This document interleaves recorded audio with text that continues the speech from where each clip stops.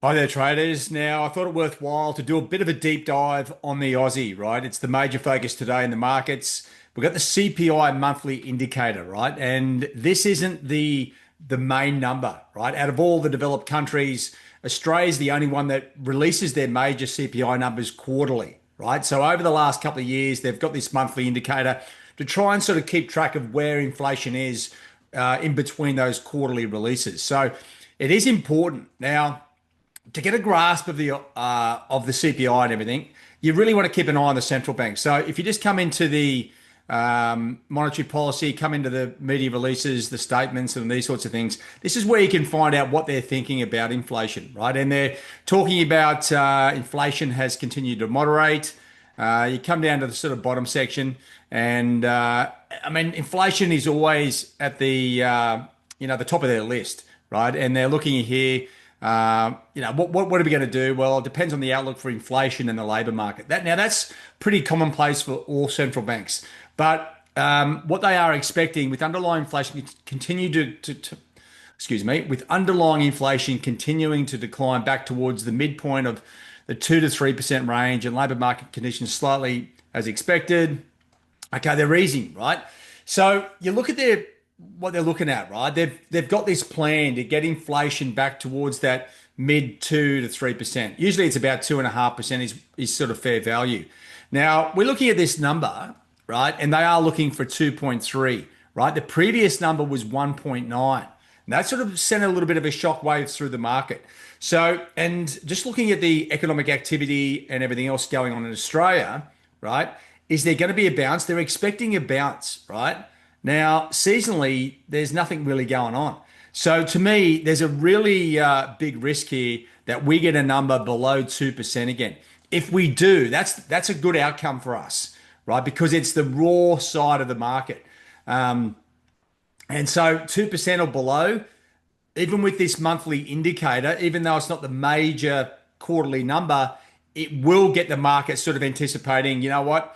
The central bank has got that their model is wrong and inflation is absolutely crapping out. And that's where I think the opportunity is, right? So weaker numbers, it'll be a surprise to the market and we'll go from there. So now you come back to sort of look, okay, that's great. What trading instruments or what instruments do we trade? Okay, you got the Aussie against the US dollar and then the Aussie crosses. Now let's have a look at these. Now the Aussie, like euro and sterling, momentum is completely diffused, right? It's right in the middle of a range here. And but it is holding up a little bit better than euro and sterling at the moment. Now you look at the daily chart, right? And the bull bear pivot line is starting to really flatten out and it hasn't really gone anywhere. And don't forget, Aussie's been caught up in the Trump tariffs on China, right? And there's also tariffs on obviously Australian products going to the US. And I've got a good friend who exports to the US. They're paying 30% extra on tariffs, and it's really screwing with their business. That sort of stuff, the tariffs, is going to impact. Now that's going to have a downward impact on inflation. But just looking at the Aussie against the US dollar, right? There's no certainty where the US dollar is going, and that creates a little bit of an issue. Is the US dollar going up or down? So to me, there's a bit of a question mark over trading the Aussie against the dollar, right? We're looking for the easiest instruments. Now, let's just have a look at the Aussie crosses. Okay, now the Widowmaker, the fond name I have for Aussie Kiwi, that is going up. And you can see very clearly the bull bear pivot line going up. Aussie Swiss, well, it was going down. Now it's drifting sideways. And the same pretty much for Aussie Yen. What does have very clear direction is Euro Aussie, right? And Sterling Aussie. These two look like on a short-term perspective, look like they're going down. And that's what we're seeing on the major charts as well. Now, Aussie CAD, it's sort of like, I was going to say a little bit like Aussie Kiwi, but it is the commodity currencies, right? If anything, it's trading in a pretty, well, in a range, but not really going anywhere. At the moment, it's slightly going up. Now, out of all these pairs, the ones that look the best to me is Euro Aussie and Sterling Aussie. They got very clear direction. Okay, that's what I like, and they're going down. So let's just put that in the vault. Now you come back to looking at the daily charts, right? You can see here the Widowmaker, Aussie Kiwi, it's right on resistance. We've got three touches.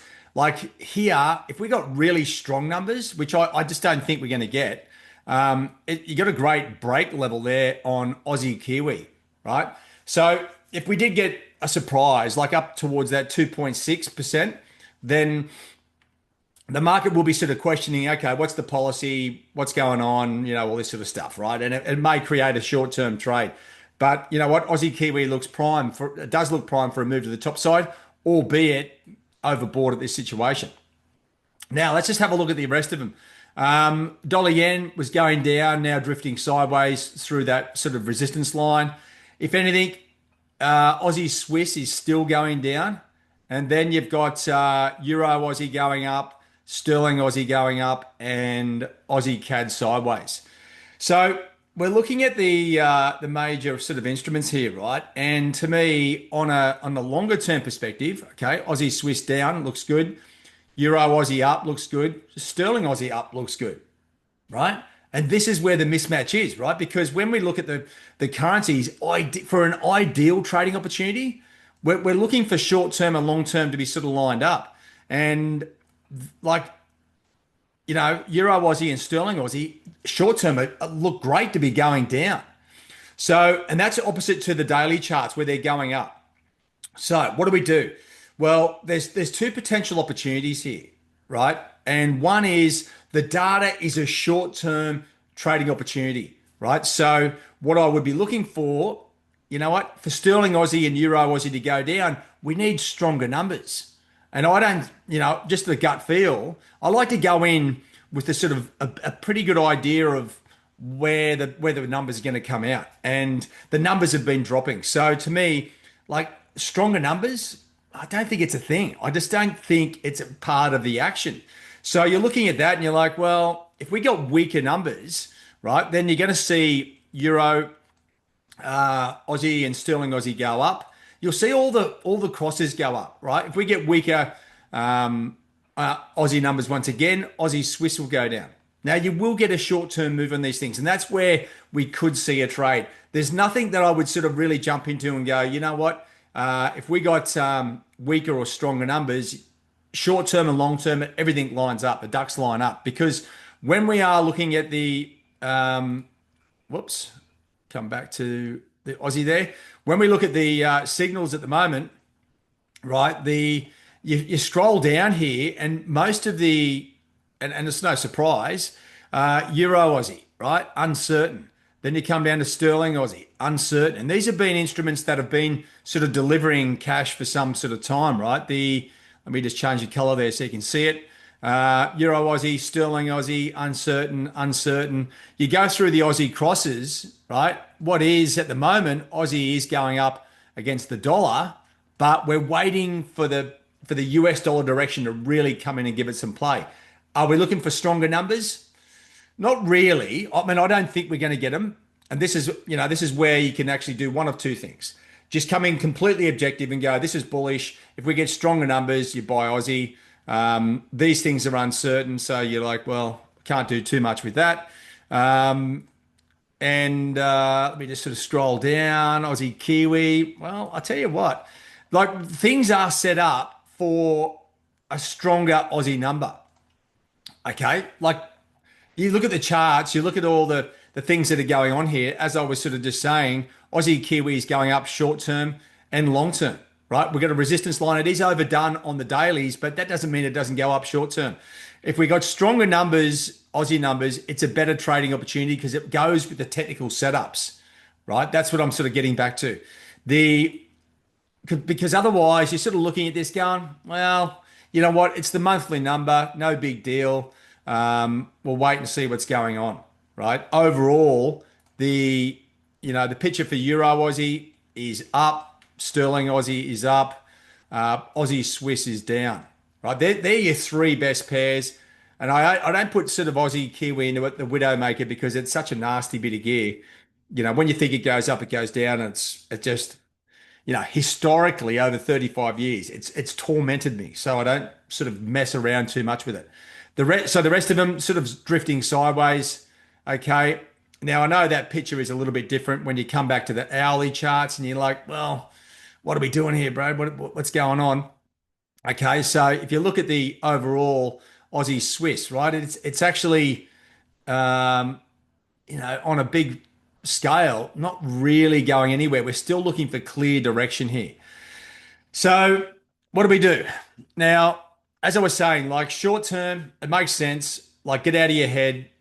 Me too. Is you go, okay, stronger numbers here. We got a nice easy trade to the downside in Euro Aussie, Sterling Aussie. Where's the trade for a weaker Aussie numbers? Okay, well, potentially Aussie Swiss, right? You will see Euro Aussie and Sterling Aussie bounce if we do get weaker numbers, but technically they're already going down. So you wouldn't think they're going to go that far. If anything, the fact that Aussie Swiss is just grinding a little bit sideways makes it maybe an easier target. And you know what? That's pretty much it because I've just started going through the charts and what you're looking for is some sort of idea. Like this should stand out like a sore thumb, right? And we do have Aussie CAD here actually, which is bullish. Maybe that's it. But once again, are we going to get stronger numbers? I don't think so. So whether I should be getting out of my head or not, that's the key to it. So have a look through your charts. If anything, to me, there's a potential short-term trading opportunity, right? And it really depends on the numbers. You're looking probably to get some like confidence in the actual outcome. 2.3 is the expected outcome. So 2% is the downside, 2.6 is the top side. The market is falling over itself, right? It's they're expecting a bounce. To me, the best trade here for a bigger move is weaker numbers, okay? Because it makes the central bank do something. If the numbers come in slightly stronger, the central bank doesn't do anything, right? But what they will have to do is act if the numbers come out weak, right? So then you look around and go, okay, right, weaker numbers because they'll be factoring in interest rate cuts. I think Aussie Swiss has got a better sort of mid-level to be looking to get into a trade. And then you can go, okay, so maybe this is the catalyst for Euro Aussie to go back up, right? And then you're looking at the trend lines. Okay, if I just clear that, you come back and don't forget a really surprising number. That's at 80, it's at 20, 60 points. That's nothing on the cross, right? You can see it up a couple of hundred points easy. So potentially weaker numbers looking to get into a break trade on Euro Aussie and potentially Sterling Aussie, right? Not easy. Well, Euro Aussie's got an easy entry level.